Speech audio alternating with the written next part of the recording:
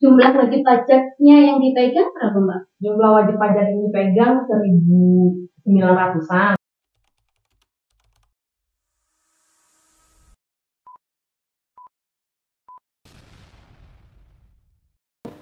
Assalamualaikum warahmatullahi wabarakatuh.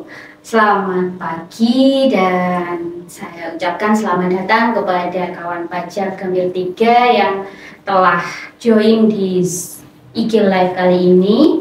Terima kasih banyak atas waktunya karena kawan pajak sudah mengikuti IG Live kami. Untuk informasi, IG Live ini merupakan mini podcast kami yang ada seriesnya, jadi episodenya sudah mencapai episode 9 kawan pajak. Jadi kalau yang lama-lama itu ada di highlightnya IG kami di Pajak Jakarta Gambir 3. Nah, sama dengan sesi-sesi sebelumnya, sesi kali ini kita juga menghadirkan narasumber yang belum pernah nih. Jadi kita menghadirkan narasumber yang berbeda-beda biar kawan pajak kalian nggak bosan gitu kan.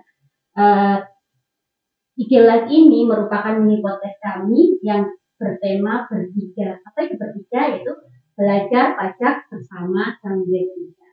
Karena namanya belajar, tentu saja materi kita enggak yang berat-berat banget. Kenapa? Karena kalau dikasih materi berat, siapa sih yang mau mendengarkan gitu kan ya Mbak ya.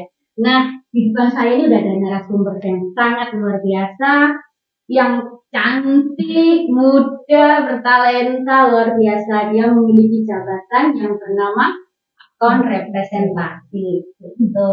Baru kali ini loh kita mengundang akun representatif untuk live, keren kan? Mana lagi gitu kesempatannya buat kita bersama dengan akun representatif. Beliau lahir di mana, Mbak? Malang. Oh, lahir di Malang ya, sama-sama saya. Lahir di Malang, masih muda dan sudah menjadi akun representatif di Gambir 3 ya. Iya. Ya. Namanya Mbak Suci Lestari. Jadi kawan pajak bisa manggil mungkin Mbak ya karena masih muda sekali nih Mbak Suci Lestari.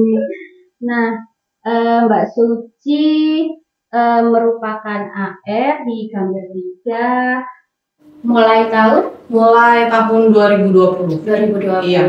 Dan sampai sekarang ya.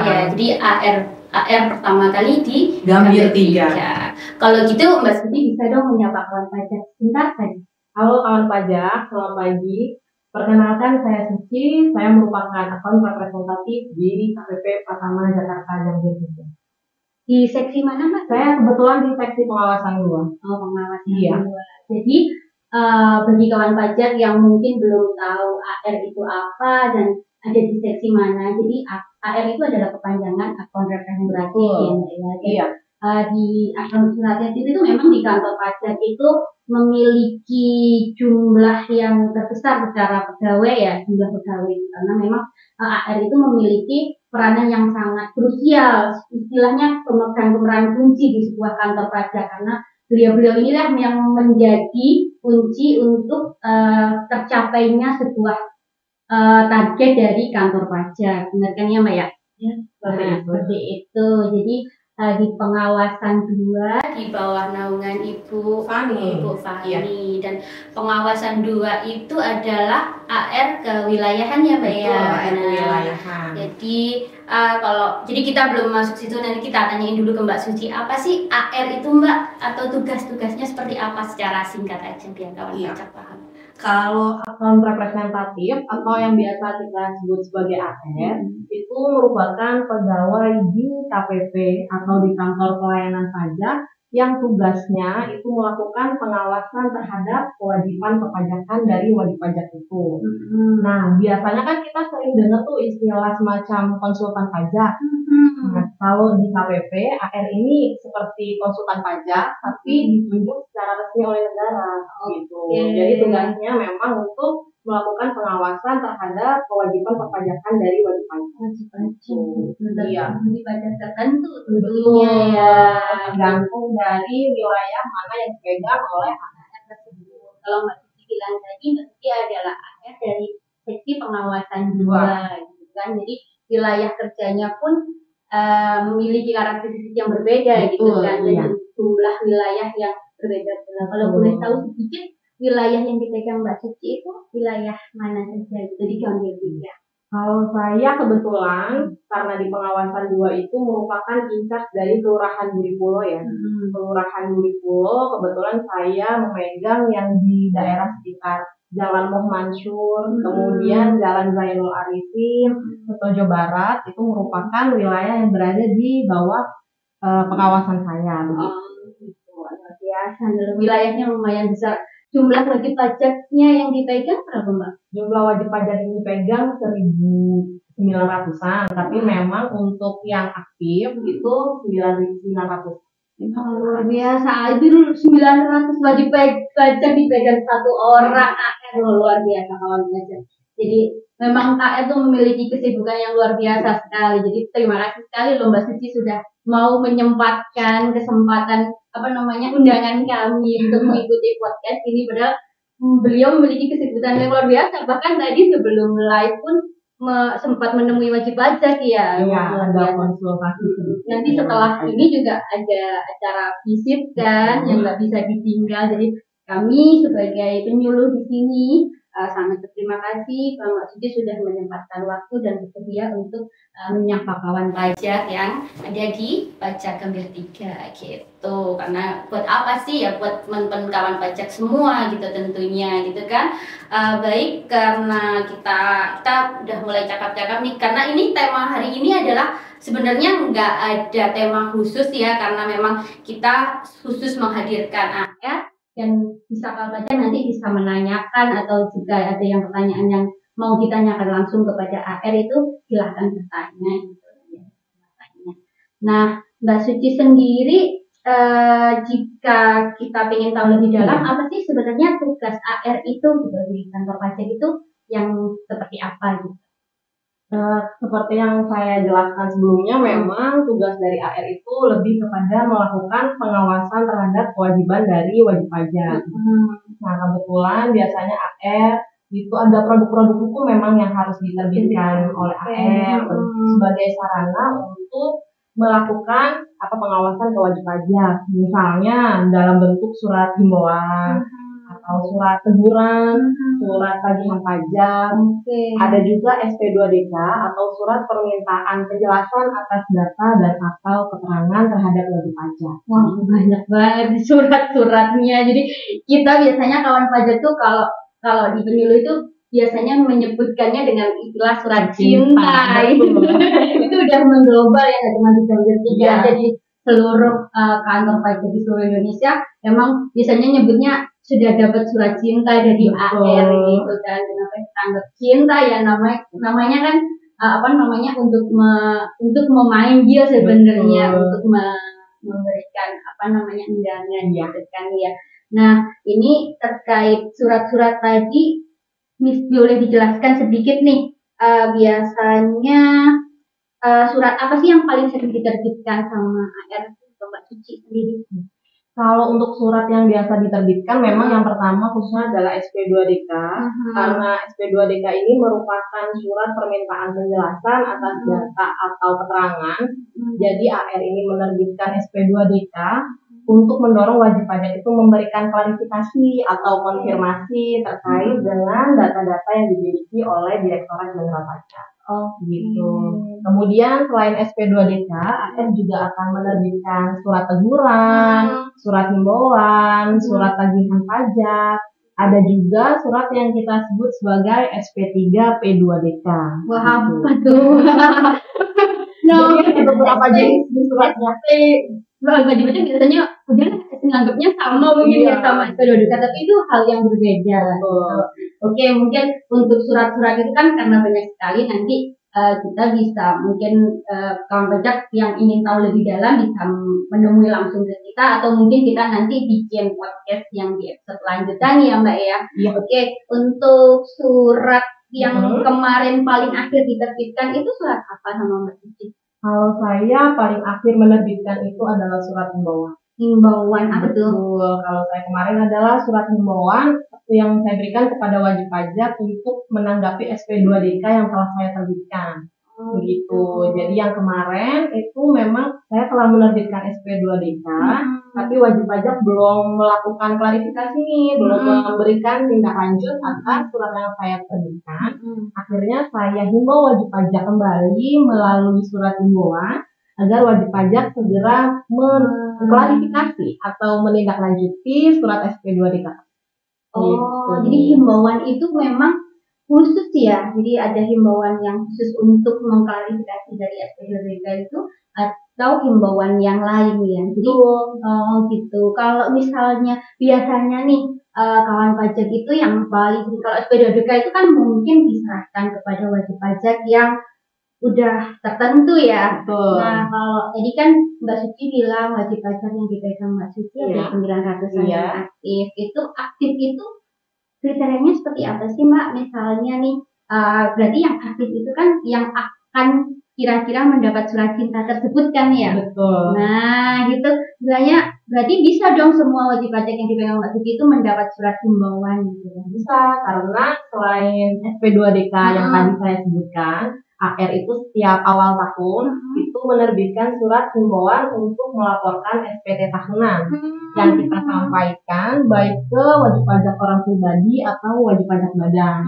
gitu. Semua ya, bukan hanya pribadi atau badan aja, tertentu aja semuanya. Jadi kalau himbauan yang sifatnya kayak awal tahun SPT tahunan itu dikirim ke semua wajib pajak yang aktif. Jadi yang non aktif biasanya nggak dikirimkan kan ya? Tidak, karena untuk wajib pajak non efektif memang tidak memiliki kewajiban untuk melaporkan SPT, baik SPT tahunan UP maupun SPT tahunan badan. Nah ini nih yang sering banget menjadi kawan pajak tuh sering bertanya kepada kita di depan atau di pelayanan itu nanyain kenapa sih saya dapat surat padahal saya sudah nggak bekerja gitu kan, tapi dapat surat itu apa saya harus bayar gimana? Jadi setiap himbauan itu harus ditanggapi dengan bayar atau gimana Mbak? Tidak, sebenarnya kalau memang surat himbauan untuk melaporkan SPT tahunan itu diberikan kepada wajib pajak yang status NPWP-nya aktif. Jadi wajib pajak tersebut memiliki kewajiban untuk melakukan pelaporan SPT gitu. Jadi kalau misalkan kawan pajak atau wajib pajak tidak memiliki penghasilan, tapi status NPWP-nya masih aktif, kawan pajak tetap harus melaporkan SPT tahunan tersebut dalam batas waktu yang telah ditentukan, agar tidak lewat ya pelaporan SPT-nya, namun untuk penghasilannya bisa dilaporkan nihil atau nol. Luar biasa. Oke, itu penjelasan dari Mbak Suci tadi. Jadi istilahnya himbauan itu ya nggak ada efek yang akan memunculkan kawan pajak untuk membayar gitu kan. Terus dan himbauan itu bisa direspon dengan langsung. Misalnya himbauan SPT tahunan itu direspon dengan langsung melaporkan SPT tahunan tanpa harus menemui AR lagi gitu ya. Biasanya kan memang kawan pajak itu ketika mendapat surat dia langsung panik kan Mbak ya, terus langsung datang, aduh ini saya kenapa dikirimi surat seperti ini, saya harus ngapain gitu biasanya ya Mbak ya. Itu walaupun padahal istilahnya surat tersebut hanya bersifat himbauan. Jadi prosedur untuk membalas surat yang bersifat himbauan itu apa aja Mbak? Ada beberapa prosedur ya untuk melakukan atau menanggapi surat himbauan yang telah dikirimkan oleh AR. Yang pertama misalnya kita berbicara surat himbauan SPT tahunan, wajib pajak bisa langsung melaporkan SPT tahunan baik melalui e-filing ataupun e-form. Nah, kalau wajib pajak sudah melaporkan SPT tahunan artinya sudah memenuhi himbauan dari AR dong. Iya. Jadi kewajiban pelaporan SPT-nya sudah gugur atau sudah selesai. Oke, yang pertama. Ya, yang pertama itu. Tapi kalau misalkan kawan pajak atau wajib pajak mengalami kesulitan dalam pelaporan SPT tahunannya, kawan pajak bisa melakukan datang langsung ke KPP, bertemu dengan AR atau bertemu dengan Menko Pajak, mungkin nanti bisa dibantu untuk pelaporan SPT tahunannya. Nah, cara yang terakhir nih misalnya nih kawan pajak tidak sempat. Karena mungkin jauh juga ya lokasinya nggak ada di sini itu gimana? Untuk kawan pajak bisa melakukan telepon, panggilan telepon atau WhatsApp, karena biasanya di surat himbauan tersebut kami sertakan kontak personilnya. Itu memang fungsinya untuk mengkontak langsung ya. Jadi istilahnya ketika kawan pajak memberi respon walaupun itu cuma via telepon atau WhatsApp itu sudah dianggap sebagai respon ya. Betul. Kalau himbauan berarti udah selesai gitu istilahnya. Iya, tapi memang harus tetap ditindaklanjuti sampai pelaporan SPT tahunan. Iya, karena memang tadi yang kita bahas memang himbauan untuk pelaporan SPT tahunan ya. Istilahnya nggak mungkin nggak dihimbau kalau wajib pajak itu sudah melaporkan SPT tahunannya. Jadi yang dihimbau adalah wajib pajak yang belum melaporkan SPT tahunan dan memiliki kewajiban untuk melaporkan SPT tahunan. Oke, gitu. Ini terkait himbauan ya. Lah, biasanya nih ada surat lagi yang judulnya surat teguran. Nah, itu biasanya wajib pajak kalau surat himbauan kan mungkin istilahnya kita nggak bawa contoh nih ya Mbak ya. Cuman kan kalau himbauan ini cuma kepada wajib pajak nama siapa, NPWP berapa, terus surat itu apa. Tapi kalau surat teguran itu unik nih Mbak, biasanya munculnya di tengah-tengah udah muncul surat teguran nomor bla bla bla bla. Kenapa saya ditegur gitu kan? Saya harus bayar denda kemana gitu? Itu gimana nih Mbak kalau surat teguran? Oke, kalau surat teguran memang sebenarnya ada dua jenis ya. Yang pertama adalah surat teguran terkait dengan pelaporan SPT yang telat. Itu nanti oleh akun representatif akan diterbitkan surat teguran untuk segera melakukan pelaporan SPT, baik SPT masa maupun SPT tahunan. Jadi bedanya sama surat himbauan tadi, kalau surat himbauan itu biasanya diterbitkan sebelum melewati batas waktu. Kalau titik poinnya di situ ya. Kalau surat teguran itu diterbitkan oleh AR apabila kewajiban yang harusnya dipenuhi oleh wajib pajak itu telah lewat. Gitu. Batas waktunya itu udah lewat. Jadi istilahnya namanya teguran gitu. Tapi di teguran itu cara balasnya gimana? Kalau surat cara responnya. Kalau surat teguran ini memang di dalam narasinya surat teguran sendiri kita sebutkan batas waktu untuk menanggapi surat teguran ya. Misalnya apabila untuk surat teguran SPT masa PPN itu batas waktu untuk menanggapi itu 14 hari kalender. 14 hari kalender. Betul. Jadi dalam jangka waktu 14 hari kalender ini wajib pajak wajib melaporkan SPT masa PPN. Itu terkait teguran PPN ya. Jadi teguran itu isinya pasti atau mungkin di global ditegur karena tidak melaporkan SPT atau ada detailnya per SPT gitu. Per SPT ya, per masa pula. Iya. Jadi misalnya wajib pajak itu satu atau badan tegurannya bisa macam-macam berarti yang banyak dan bisa banyak pula. Gitu. Jadi karena memang tegurannya itu kalau misalnya apalagi SPT wajib pajak badan yang Mbak ya itu kan kewajibannya pasti banyak nih, SPT tahunan, badan tahunan, terus masa, apalagi kalau PKB dia PPN. Jadi bisa jadi satu wajib pajak itu mendapatkan surat teguran lebih dari satu. Betul. Tergantung dengan kewajiban apa nih yang belum dipenuhi oleh wajib pajak. Misalnya wajib pajak tersebut berstatus PKP, belum melakukan pelaporan PPN, kemudian belum melakukan pelaporan SPT tahunan badan. Pasti dapat teguran dapat teguran untuk beberapa jenis pajak. Ini nih saya jadi ingat lagi nih tentang teguran. Biasanya wajib pajak itu ada yang udah datang kantor nih Mbak, terus bilang gini, waduh saya lupa lapor SPT Bu, ini udah bulan 5 SPT tahunan nih, saya belum dapat teguran ya gitu. Padahal saya kan jelas-jelas udah telat lewat batasnya. Itu memang kapan sih Mbak nerbitin surat teguran itu? Atau mungkin ketika sudah terlambat langsung diterbitkan atau seperti apa? Biasanya kalau misalkan memang tadi seperti disebutkan Mei kemudian belum dapat surat teguran, biasanya AR akan menghimbau secara personal terlebih dahulu, biasanya menghubungi secara via WhatsApp atau via telepon. Kita telepon wajib pajaknya, kita ingatkan secara personal untuk segera melaporkan SPT tahunan. Tapi apabila sampai dengan sudah kita himbau berkali-kali secara personal belum melaporkan SPT tahunan juga, makanya kita himbau secara tertulis nih yang sudah disebutkan batas waktu untuk melaporkan SPT-nya. Berarti bisa ya, jadi nggak langsung ya. Jadi istilahnya wajib pajak itu biasanya memang sering banget sekali nanya, loh saya udah telat, kenapa belum muncul tegurannya atau mungkin belum muncul surat tagihannya. Itu memang ada jeda di situ karena memang jeda itu dipakai untuk apa namanya himbauan yang bersifat personal. Betul. Jadi wajib pajak itu diberi kesempatan Betul. ya sebelum istilahnya sudah dikasih apa namanya keputusan surat. Walaupun memang ketika terlambat ya resikonya ada STP nantinya gitu. Wah, kita udah mulai mengarah ke STP nih. Jadi prosesnya setelah teguran itu seperti apa Mbak sampai muncul STP itu? Setelah 14 hari lewat langsung bisa diterbitkan STP kan? Bisa, karena kan memang di teguran itu kita sebutkan batas waktunya ya, berapa lama nih wajib pajak memiliki kewajiban untuk melaporkan SPT-nya. Nah, kalau misalkan batas waktu yang telah kita sebutkan, kita berikan kepada wajib pajak di SPT, di surat teguran tersebut tidak dipenuhi oleh wajib pajak, maka wajib pajak bisa diterbitkan surat tagihan pajak atau yang bisa kita sebut STP. Surat tagihan pajak. Iya. Nah, ini sudah masuk ke STP nih. Jadi STP itu memang macam-macam juga ya Mbak ya. Jadi satu wajib pajak bisa menerima banyak STP pula gitu kan ya. Nah, terkait STP ini, nah ini penerbitannya nih bisa di 1 tahun yang sama atau berapa tahun sih jangka waktunya yang akan diterbitkan STP itu? Karena wajib pajak itu sering banget.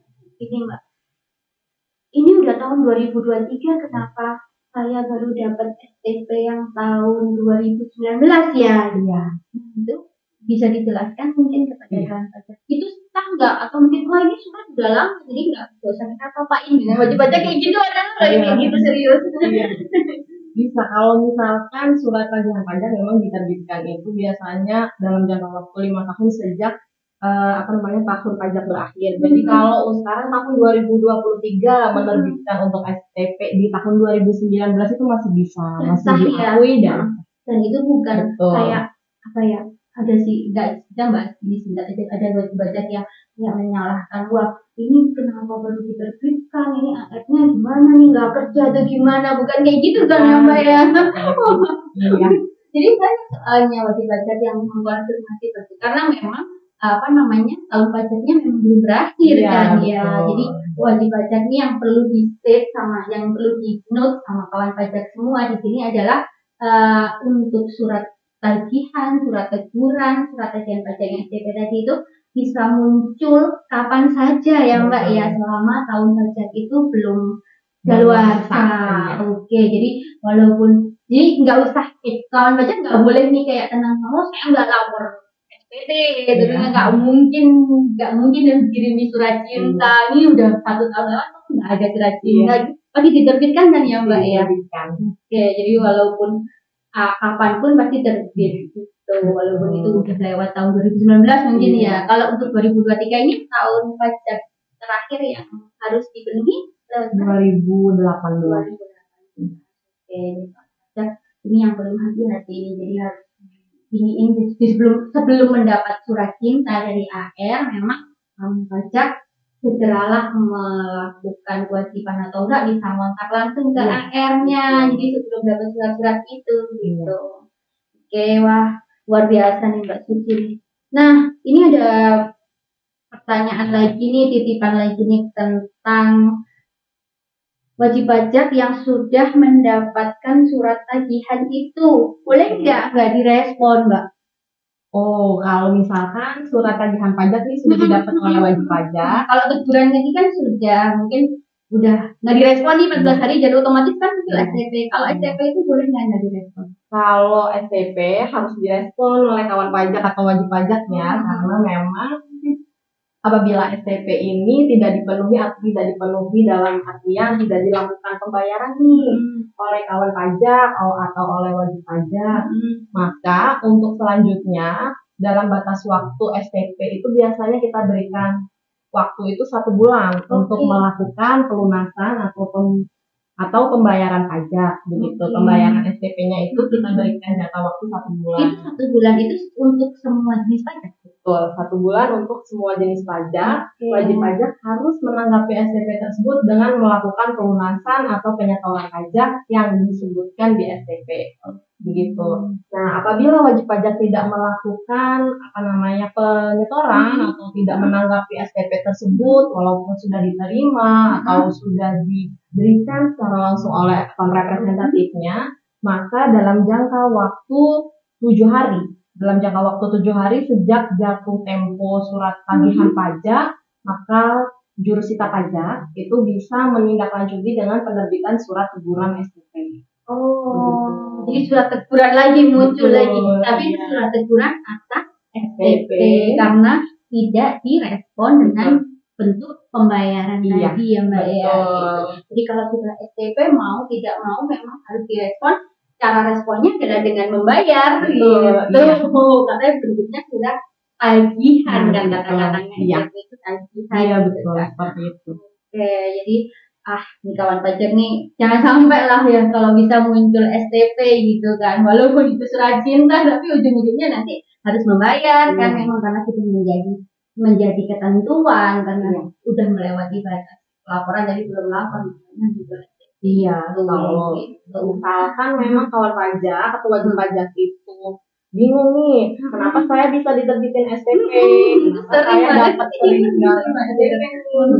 Jadi kawan pajak itu bisa menghubungi akun representatif yang mengampu kawan pajak untuk menerima penjelasan. Ini misalnya nih STP ini diterbitkan terkait dengan apa? Iya, itu perhitungan di STP ini bagaimana sampai saya dapat surat seperti ini gitu. Jadi kalau misalkan memang kawan pajak membutuhkan penjelasan lebih lanjut terkait dengan STP yang telah diterbitkan ataupun bantuan bagaimana caranya untuk melakukan pelunasan atau penyetoran pajak yang dimaksud di STP, kawan pajak silakan menghubungi AR pengampunya masing-masing. AR pengampu ya, jadi nggak bisa ke AR yang lain ya. Jadi harus ke AR yang menerbitkan STP tersebut.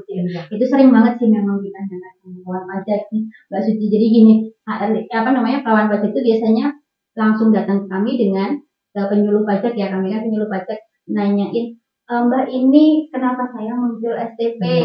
Dengan nilai seperti ini ya Mbak ya, padahal kan saya lapornya itu saya telatnya itu 1 kali gitu, tapi nilainya kenapa berbeda-beda satu STP itu memang ada kriteria khususnya ya Mbak ya. Iya, tergantung dari bagaimana pelaporan SPT dari wajib pajak itu sendiri. Dan itu ada di surat itu. Dan untuk wajib pajak untuk tahu harus datang dan aku nggak datang sih, itu hanya konfirmasi ke AR tersebut kan, nggak bisa kalau misalnya bukan AR itu tapi harus wajib pajak minta penjelasan itu nggak bisa. Memang yang menerbitkan STP adalah akun representasi.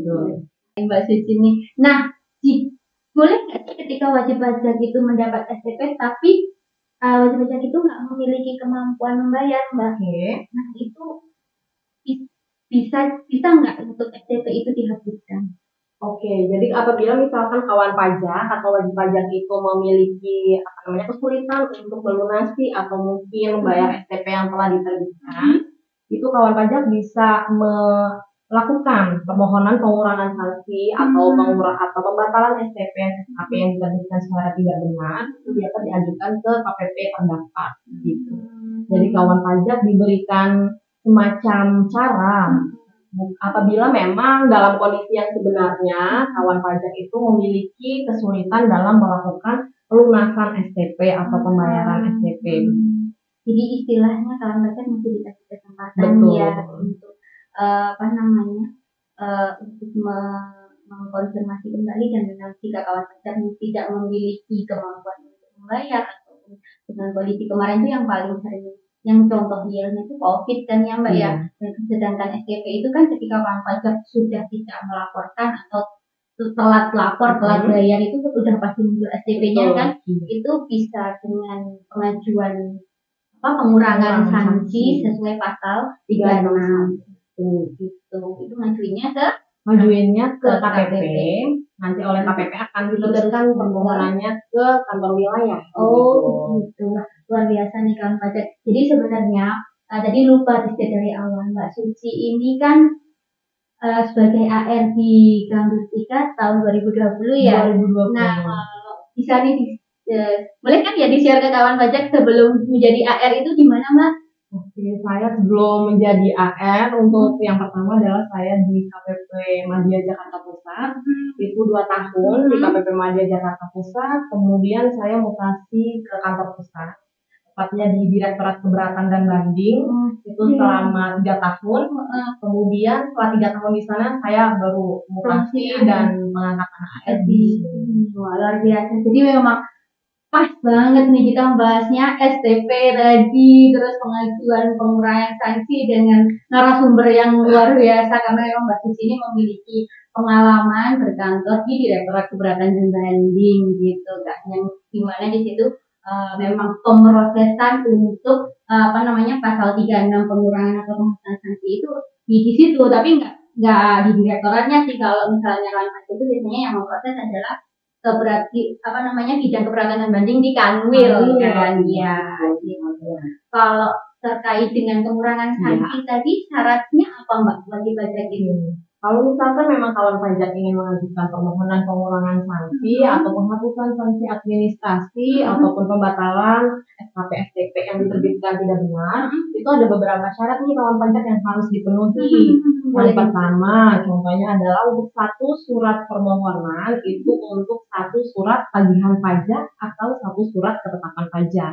Gitu. Jadi tidak bisa dirapel, misalnya kalau pajak buat satu surat permohonan untuk 10 STP atau 10 SKP, begitu tidak bisa ya. Itu sering banget ya, bener sekali. Jadi nggak bisa dirapel. Jadi satu surat permohonan untuk satu surat SKP atau STP, begitu. Jadi misalnya nih ada suatu wajib pajak badan, karena memang di Kanwil 3 ini rata-rata wajib pajaknya kan badan ya, mendapat STP, PPN karena dia lupa atau mungkin lupa tentang kewajibannya lapor PPN itu, akhirnya muncul STP PPN sampai dengan 3 tahun. Kalau 3 tahun berarti kan ada 12 STP ya gitu kan. Nah itu misalnya 12-nya itu karena COVID, kemarin kan COVID 2-3 tahun ya. Nah itu wajib pajak itu, wah saya kan COVID nih karena saya bangkrut kena COVID, saya mau ngajuin pengurangan atau penghapusan sanksi, berarti nggak boleh ya dirapel jadi satu permohonan dan dilampirkan 36 STP itu. Iya.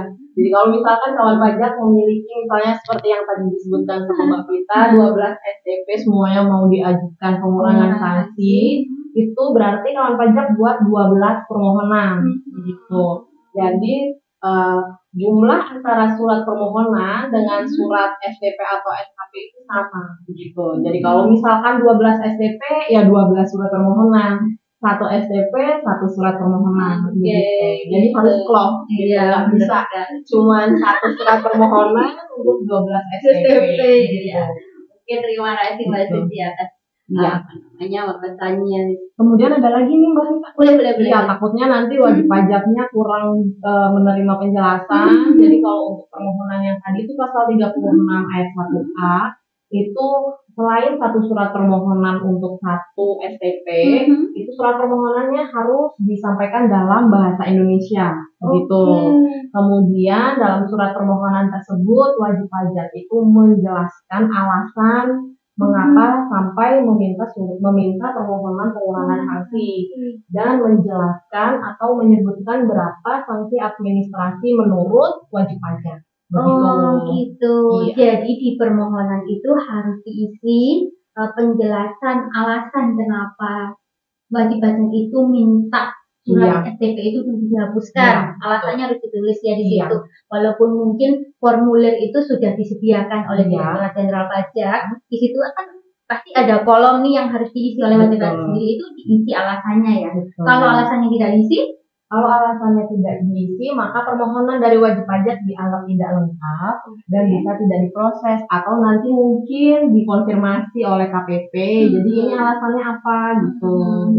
Jadi memang harus diisi terkait dengan alasan untuk meminta permohonan pengurangan sanksi administrasi dan juga sanksi administrasi menurut kawan pajak yang benar atau yang bisa berapa. Gitu. Jadi harus di-state juga misalnya mau dikurangi sebagian atau seluruhnya itu juga harus di-state di permohonan itu ya Mbak ya. Satu per satu gitu kan ya Mbak ya. Terima kasih. Terus kalau misalnya nih sudah mengajukan itu, apakah otomatis sudah hilang kewajiban membayar STP tersebut?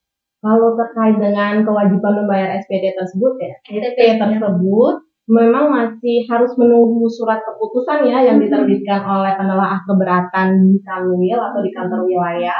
Karena setiap surat permohonan pengurangan sanksi yang diajukan oleh wajib pajak ini bisa diterbitkan untuk keputusannya mengabulkan seluruhnya ataupun menolak. Apabila surat keputusannya tersebut amarnya ini adalah mengabulkan, artinya wajib pajak membayar sesuai dengan yang telah disepakati oleh wajib pajak nih. Kalau misalkan memang wajib pajak di situ men-state kalau sanksi administrasinya 0, berarti wajib pajak tidak perlu melakukan pembayaran pajak dong. Soalnya surat permohonan pengurangan sanksinya dikabulkan oleh penelaah keberatan Kanwil. Tetapi apabila surat keputusannya yang keluar itu amarnya menolak, berarti wajib pajak tetap nih harus melakukan pembayaran SPT tersebut, begitu. Oh, jadi ini kawan pajak nih, karena memang sering sekali, jadi kawan pajak itu mengajukan permohonan pengurangan sanksi, terus dengan begitu mereka sudah menganggap bahwa sanksi itu sudah dihapus, Mbak. Itu sering terjadi salah informasi, kesalahpahaman informasi seperti itu. Jadi dengan penjelasan Mbak Suci tadi udah jelas ya. Jadi untuk permohonan pengurangan sanksi yang bersifat permohonan itu masuk dulu, diproses dulu oleh Kanwil dan menunggu keputusan. Berapa lama prosesnya? Maksimal dalam jangka waktu 6 bulan itu sudah harus terbit surat keputusan. Ya. Jadi memang lama ya. Jadi nggak mungkin kawan pajak hari ini nerbitin, sebulan udah nanyain kok nggak keluar ya hasilnya, apa berarti sudah hilang gitu, nggak akan saya enggak ya Mbak ya. Harus memang harus menunggu sampai dengan lebih dari 6 bulan tentunya, karena kan bisa saja diterbitkan di menjelang batas akhir 6 bulan itu gitu. Iya, kalau misalkan memang kawan pajak memerlukan penjelasan lebih nih sampai mana nih proses permohonan pengurangan sanksi saya, kawan pajak bisa menghubungi KPP. Nanti mungkin dari KPP akan dibantu follow up nih terkait dengan surat permohonannya. Sudah sampai mana nih prosesnya? Sudah akan terbit surat keputusannya atau belum begitu. Jadi memang kawan pajak tetap harus menunggu nih batas waktu 6 bulan sampai terbit surat keputusan. Dan itu dikirim ya biasanya ya, dikirim via pos langsung ke wajib pajak. Via pos ya. Kalau misalnya wajib pajak nggak menerima, wajib pajak bisa melakukan konfirmasi ke KPP karena selain dikirim langsung ke wajib pajak, kantor wilayah itu juga akan melakukan pengiriman tembusan. Jadi KPP terdaftar wajib pajak mendapat tembusan ya, dan tembusan itu bisa jadi dasar. Misalnya wajib pajak ini udah lewat dari 6 bulan kok belum dapat surat keputusannya seperti apa, itu bisa konfirmasinya ke KPP ya. Kalau langsung ujung juga tekan nggak boleh ya. Nggak bisa menghubungi AR lagi. Nah itu kan ini ada AR nih loh, AR-nya sudah silahkan menghubungi AR dulu ya, jangan langsung juga kan atau misalnya penyuluh pajak bisa ada kami kemudian ada itu bisa. Nah ya, si KPP mendapat tembusan dari hasil pengurangan dari permohonan pengurangan sanksi. Luar biasa sekali nih. Baik, karena kita sudah setengah jam, wah lumayan nih Mbak, udah setengah jam kita berbicara, kita belum sempat lihat tentang pertanyaan yang masuk ke IG Live nih. Baik, terima kasih ya kawan pajak, sudah ada banyak sekali yang telah join walaupun ada beberapa yang sudah keluar.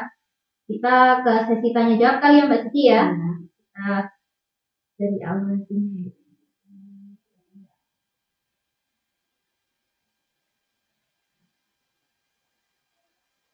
Nah, ini udah ada pertanyaan nih dari Pak Iwan Iwe. Selamat pagi Pak Iwan. Nih, Pak Iwan ini mau tanya, teman-teman, saya sering tanya dapat surat teguran atas SPT yang belum direspon. Lah, SPT-nya aja nggak pernah sampai tahu dapat surat teguran kalau di bidang SPT belum. Nah, oh iya nih mungkin memang sering sih seperti itu karena memang surat-surat tersebut dikirim via pos ya Mbak ya. Nah, gimana nih Mbak mungkin komentarnya dari AR, padahal istilahnya yang nyampe itu karena kan tadi kan himbauan, Iya. terus teguran, terus STP gitu kan, itu kan dikirim ada tahapan 1, tahapan 2, tahapan 3. Nah yang diterima wajib pajak seringnya itu cuma tegurannya aja, atau mungkin ada yang cuma STP-nya aja, atau mungkin himbauan padahal itu sudah harus muncul STP gitu kan, tapi nggak nerima. Itu seperti apa nih Mbak? Kalau misalkan memang kawan pajak menerima salah satu surat tersebut, silakan kawan pajak menghubungi dengan AR-nya langsung ya, menghubungi AR yang langsung dari kawan pajak. Misalnya nih kawan pajak hanya menerima surat teguran atas STP, silakan kawan pajak bisa langsung menghubungi AR-nya. Kalau misalkan kawan pajak belum menerima STP-nya, bisa dimintakan langsung ke AR-nya. Nanti akan diberikan kopi dari STP yang telah dikirimkan tersebut.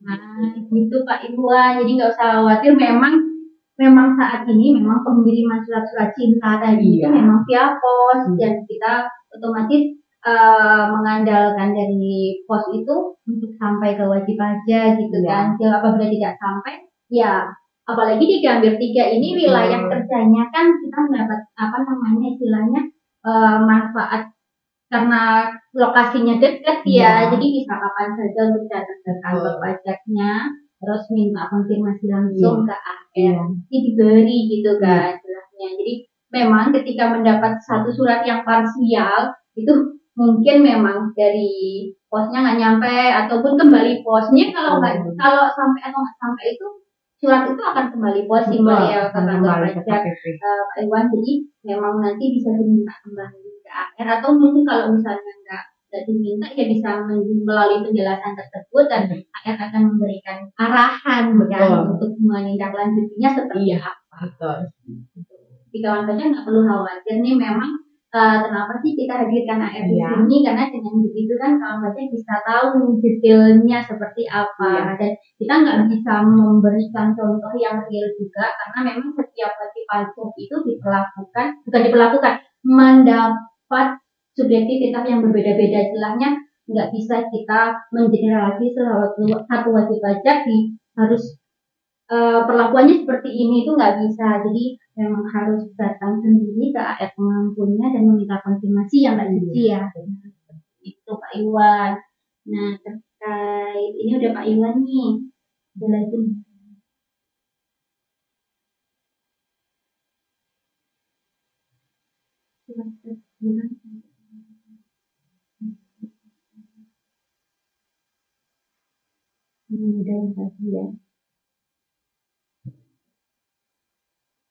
Nah, bagaimana apabila STP atau surat tegurannya sudah lewat jauh dari tanggal suratnya? Nah, itu gimana Mbak? Biasanya kan di surat itu memang yang menjadi tanggal itu kan tanggal cetaknya kan ya Mbak ya. Terus tanggal suratnya itu biasanya tanggal kirimnya berapa, terus ternyata wajib pajaknya baru nerima itu udah lewat dari 14 harinya, misalnya tadi kayak surat teguran, itu bagaimana? Tidak apa-apa jika memang kondisinya di lapangan seperti itu. Mungkin pada saat pengiriman pos itu bapak posnya balik berkali-kali di lapangan. Kalau misalkan memang suratnya diterima sudah melewati batas waktu, silakan kawan pajak tetap konfirmasi kepada AR-nya masing-masing. Kawan pajak sampaikan, saya baru terima nih Bu, saya baru terima nih Pak surat tegurannya, dan akan segera melaksanakan pelaporan SPT begitu. Jadi silakan untuk dikonfirmasi langsung jika memang kawan pajak baru menerima surat teguran atau baru menerima surat SPT yang dikirimkan ke kawan pajak. Jadi nggak perlu khawatir, karena ya memang karena terkendala seperti itu ya otomatis nanti bisa konfirmasi aja, dijelaskan keadaan sebenarnya sesuai dengan kondisi yang dialami oleh kawan pajak atau wajib pajak apabila memang surat teguran atau surat SPP baru diterima. Masalah berarti Pak, istilahnya yang penting nanti datang konfirmasi.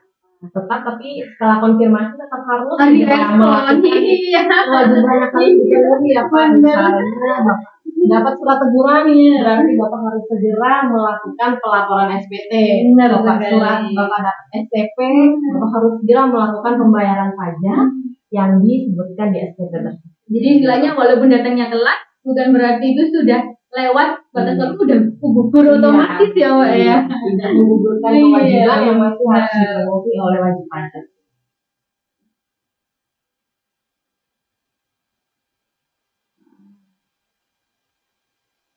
Wah, ini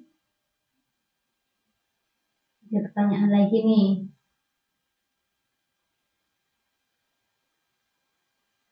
Wah, ini sebenarnya banyak saran dan kritik nih Mbak dari wajib pajak nih.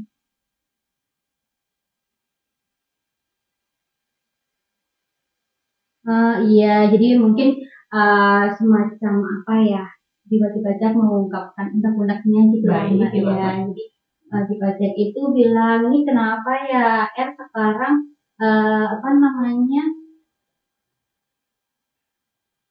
kurang bisa mengayomi atau ini. Nah, ini mungkin ini kalau dulu ini yang perlu kita set ke wajib pajak nih kita informasikan. Memang Direktorat Jenderal Pajak itu kan kita dalam proses transisi ke perubahannya Mbak ya. Jadi memang dulu AR itu di seksi yang bernama seksi konsultasi dan pengawasan ya. Karena memang dulu itu digabung jadi satu, konsultasi bisa ke AR dan pengawasan juga KR juga. Kalau istilahnya itu Pak dulu kawan pajak semua, AR itu bilangnya ada kerjaan AR itu apa? Kerjaan semua di kantor pajak dari A sampai R gitu. Ini bayangin dari A B C D sampai R itu udah hampir Z ya istilahnya, jadi semuanya di AR. Tapi untuk saat ini memang AR itu sudah difokuskan lagi ke pengawasan. Nah, untuk konsultasi yang sifatnya masih umum, general, dan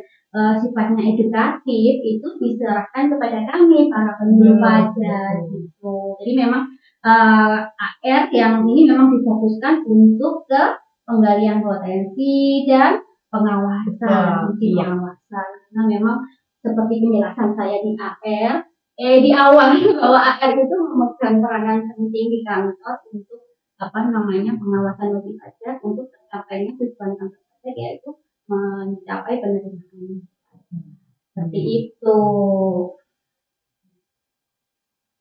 Kalau memang belajar, wah ini. Nah, kita gimana nih Mbak? Kalau misalnya ada kita sama-sama belajar, nggak kayak saya juga belajar Pak, saya juga belajar. Kalau komentar Mbak Siti sendiri seperti apa? Sama-sama belajar. Apa dulu Mbak? Macam-macam tentang perpajakan tentunya. Kalau misalkan sama-sama belajar, memang apa namanya kan kalau kami, kalau AR ataupun penyuluh pasti berdasarkan dengan peraturan perpajakan. Jadi kita dalami bersama peraturan perpajakan tersebut. Jadi kita konsultasi, kita sampaikan nih peraturan perpajakan yang sesuai dengan ini itu bagaimana, peraturan perpajakan yang sesuai dengan ini itu bagaimana.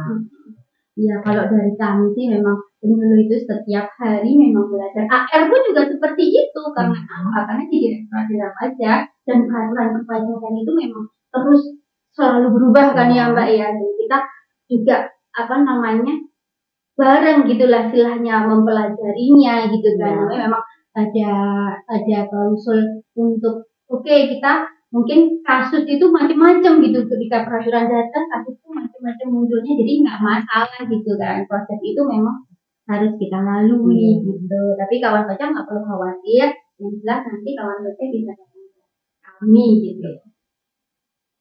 Oke, mungkin nah tadi udah banyak nih sebenarnya diskusi tentang STP, himbauan, teguran dan macam-macam. Kalau menurut Mbak Suci sendiri apa sih kendala selama ini ketika menjadi AR sudah 3 tahun ini? Mungkin ada pengalaman yang asik gitu. Silahkan untuk segera mengakhiri sesi kita nanti. Kalau kendala sebenarnya memang sebagian besar AR pasti mengalami kendala ya. Misalnya terkait dengan surat SP2DK yang kita kirimkan tersebut tidak sampai, jadi harus kita WA masing-masing wajib pajak tersebut begitu. Kemudian juga bisa saja kita melakukan kunjungan lokasi ke lokasi wajib pajak, namun kita tidak bisa menemukan wajib pajak tersebut. Iya, itu makanya tadi surat yang nggak nyampe juga ya. Nah, lokasi itu, visit itu juga menjadi karena wajib pajak kan juga mobile sekarang kan, ya itu menjadi kendala itu seperti itu ya biasanya terkait sinkronisasi komunikasi yang sebenarnya itu yang menjadi kendalanya. Kalau misalnya harapan Mbak Suci secara personal seperti apa ini kepada kantor ini ataupun kepada kawan pajak di luar sana? Yang jelas harapannya terhadap wajib pajak atau kawan pajak selalu memahami ya peraturan bukan kewajiban perpajakan yang harus dilakukan oleh kawan pajak. Kemudian kawan pajak juga selalu kooperatif apabila misalkan HR-nya ataupun dari pihak penyuluh pajak, HR, kemudian dari pegawai juga melakukan konfirmasi kepada kawan pajak atau wajib pajak itu kalau kalau wajib pajak, kawan pajaknya kooperatif kan lebih enak ya. Memang sih, tapi sebagian besar wajib pajak yang saya pegang selalu kooperatif dengan data-data yang harus dikonfirmasi. Iya, saya sih tahu sendiri sih Mbak Suci ini termasuk AR yang dicintai wajib pajaknya. Saya tahu soalnya saya sering bersinggungan dengan wajib pajak yang diampu oleh Mbak Suci dan malah senang sekali untuk menemui Mbak Suci dan langsung konfirmasi karena Mbak Suci ini orangnya termasuk yang berprestasi. Oke, jadi ini mungkin kita sudahi dulu ya karena waktu sudah habis ya Mbak ya. Terima kasih atas waktunya, terima kasih atas penjelasannya, terima kasih atas kesediaannya untuk hadir di sini. Jadi memang untuk kawan pajak yang ingin langsung melakukan konsultasi dengan AR terkait data-datanya bisa langsung menghubungi AR pengaduan. Iya.